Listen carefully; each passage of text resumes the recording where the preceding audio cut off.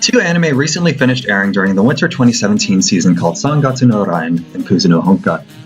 Both are anime that I had planned to make individual pieces for. However, after thinking about each show considerably, I realized that both of them have so many layers of intricacy and so many details woven within that I would never even come close to fully dissecting either one. On the other hand, both shows are very much worth watching, and I still wanted to talk about them in depth somehow. As I thought, I also noticed all the similarities and differences between Sangatsu no Lion and Kuzu no Honkai, and realized that there are meaningful comparisons to be made there.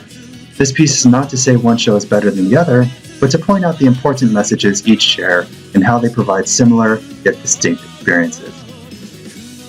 Sangatsu no Lion follows a young man on the slow road to recovery from major depression as he uses the Japanese chess game shogi as his unstable pillar of support.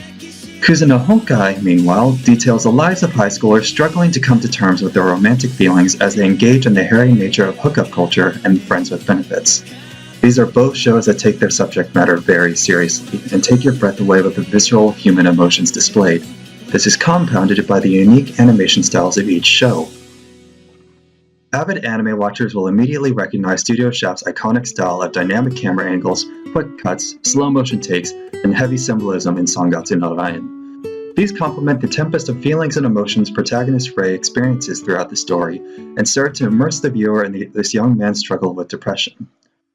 While Studio Lerche elects for a more standard approach in Kuzu no Honkai, they did implement a manga-esque technique of using panels. Frequently throughout the show, the scene will be divided into windows with different angles of the same scene showing in each, often focusing on the faces of the characters involved. This gives the viewer a more complete understanding of each scene than similar shows can provide, and is pivotal to evoking the emotional response that Kuzu no Honkai seeks. Both Sangatsu and Kuzu no Honkai utilize their storytelling strengths to great success. They do not shy away from placing the viewer in an uncomfortable situation and keeping them there for extended periods of time to make them feel what their characters are feeling. How these two shows go about making the viewer feel this way, however, is where Sangatsu no Lion and Kuzu no Honkai fundamentally differ.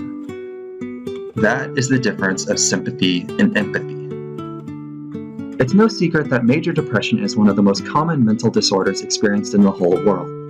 According to the National Institute of Mental Health, approximately 16.1 million adults aged 18 or older in the United States had at least one major depressive episode in the year of 2015. This number constituted approximately 6.7% of all US adults at the time. However, a major depressive episode is strictly classified as a period of 2 weeks or longer while meeting 5 of the 9 symptoms of depression, such as insomnia, weight loss, and morbid ideology. The number of people who have experienced similar symptoms but not for quite so long, or experienced less than 4 for an extended period of time, would be understandably much higher and much harder to actually measure. The point being, a large number of human beings have experienced depression in some shape or form at some point throughout their lives. With that in mind, we can take a look at the protagonist Rei of Sangatsu no Lion. Rei is a textbook example of someone who is struggling to overcome major depression. In one scene, we even saw him lock himself away in his room and go days on end without eating or drinking after a particular event left him completely destabilized. By the end, he was so weak he could barely stumble to the convenience store to buy food. According to the National Institute of Mental Health, approximately 6.7% of Americans during 2015 could have directly related to Rei, to what he was feeling and what he was going through. That is, they could have directly sympathized with him. As I mentioned before, though, depression goes beyond the written guidelines, and anyone who's experienced these emotions and feelings can sympathize for Rei to some degree. What Sangatsu no Lion excels at, however, is forcefully grabbing those same viewers who don't have experiences with severe depression and putting them in a position to empathize with Rei. When I say forcefully, I do mean forcefully. As I said before, Studio Shaft is notorious for their avant-garde animation styles. They use this to their advantage, together with Rei's own mental commentary, to vividly illustrate his fragile psyche, the good times and the bad.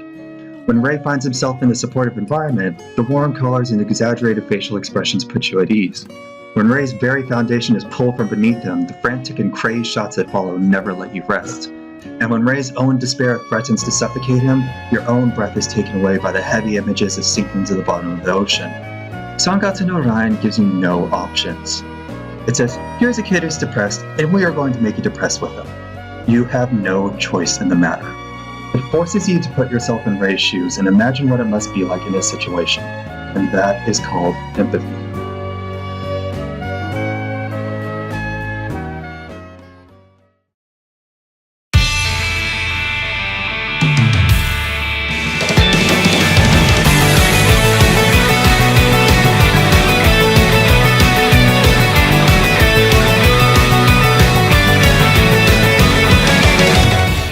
With all that said, we can switch over to Kuzu no Honkai. Kuzu no Honkai also excels at making its viewer feel very distinct, specific emotions. Unlike Sangatsu no Rain, however, it does not rely on establishing an initial empathetic connection to accomplish this. Instead of conjuring a crystal clear image and forcing the viewer to dive into it, Kuzu no Honkai instead asks the viewer to recall certain memories from their lives. Kuzu no Honkai follows a multitude of characters rather than a singular protagonist, each with his or her own thoughts, feelings, and anxieties on the tangled web that is the plot. Among those characters will be at least one, maybe more, that any one individual of high school age or older can directly relate to. As these characters speak and interact with each other, the viewer naturally recalls their own memories of when they felt the exact same way. The feelings of needing to be loved or to love someone, the feelings of having little self-worth in oneself, the feelings of inferiority to those around you. These are pasts we'd rather not recall, but watching Kuzu no Honkai causes these memories to bubble to the surface of the mind. We can sympathize with the characters because we've been there and felt exactly how they feel as well. The story set forth in Kuzu no Honkai is a worst-case scenario though. Although we have all felt these exact same feelings, not everyone has actually acted on those feelings like the characters in the show have. Each and every episode shows that scary what-if situation that you find yourself thinking about when confronted with your memories. What could have happened to you and those around you if things had gone just a little differently? The sympathy the viewer felt for the characters quickly turns to empathy as they imagine him or herself in that situation, using their own memories as a foundation.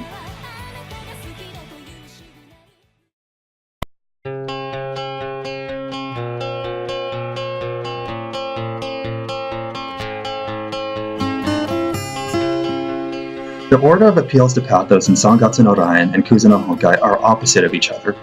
In Sangatsu no Rain, the viewer is oriented with Rei's perspective first, before allowing them to relate to his feelings and experiences in some capacity. Kuzu no Honkai, on the other hand, lets the viewer establish their own personal relationship with the characters, before delving into a scenario that they can reasonably fathom could have happened to themselves. In short, Sangatsu no Rain elicits empathy before sympathy, while Kuzu no Honkai elicits sympathy before empathy.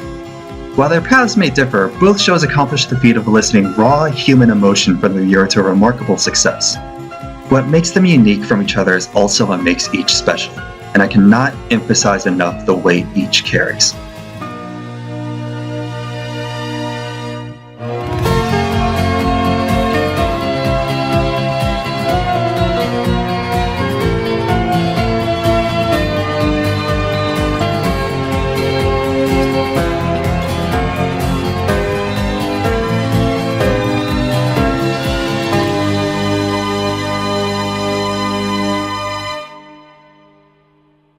Hey, thanks for watching my video all the way to the end. It really means a lot to me considering that this is my very first video ever.